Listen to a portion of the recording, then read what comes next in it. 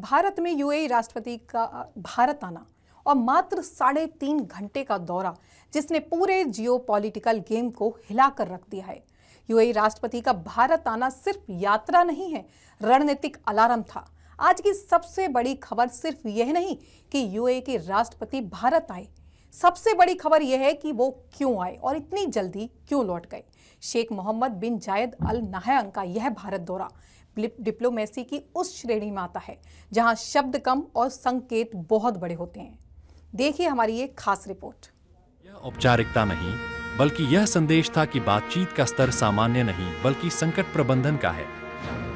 जब राष्ट्राध्यक्ष इतने कम समय के लिए आते हैं और शीर्ष नेतृत्व सीधे संवाद करता है, तो उसका अर्थ होता है कि विषय अत्यंत गोपनीय और समय संवेदनशील है। आधिकारिक तौर पर कहा गया कि बातचीत व्यापार, रक्षा और ऊर्जा सहयोग पर हुई, लेकिन इन विषयों पर चर्चा के लिए इतनी छोटी यात्रा की आवश्यकता नहीं होती। असली संदर्भ उस समय से जुड़ा है जब यह दौरा हुआ। मध्य पूर्व ईरान संकट के सबसे नाजुक दौर से गुजर रहा है। खाड़ी क्षेत्र में सैन्य तनाव, हॉर्मुज स्ट्रेट की सुरक्षा, तेल आपूर्ति पर संभावित खतरा और वैश्विक ऊर्जा बाजार में अस्थिरता की आशंका अपने चरम पर है।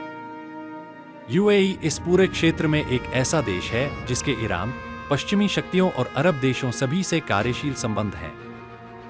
भारत भी उन्हीं गिने चुने देशों में है जो ईरान, अमेरिका, यूरोप और खाड़ी देशों से एक साथ संवाद बनाए रख सकता है। यही वजह है कि इस संकट के समय भारत एक बैलेंसिंग पावर के रूप में उभरता है। सूत्रों के अनुसार बंद दरवाजों के पीछे बातचीत का केंद्र बिंदु क्षेत्रीय स्थिरता रहा। हॉर्मुज स्ट्रेट की समुद्री सुरक्षा, ड्रोन और मिसाइल खतरों की आशंका, खुफिया सहयोग और आतंकवाद से जुड़े जोखिमों पर गंभीर चर्चा हुई। यही कारण है कि सार्वजनिक बयानों में बहुत सीमित जानकारी दी गई। संवेदनशील सुरक्षा विषयों को जानबूझकर सार्वजनिक मंच से दूर रखा गया। इस बैठक में भारत के लिए सबसे बड़ा सवाल ऊर्जा सुरक्षा और प्रवासी भारतीयों की सुरक्षा का था। मध्य पूर्व में 80 लाख से अधिक भारतीय नागरिक काम करते हैं। किसी भी सैन्य टकराव का सीधा असर भारत की अर्थव्यवस्था, तेल आयात और घरेलू स्थिरता पर पड़ेगा। इसलिए यह बातचीत केवल विदेश नीति नहीं, बल्कि भारत की आंतरिक सुरक्षा और आर्थिक सुरक्षा से भी जुड़ी थी।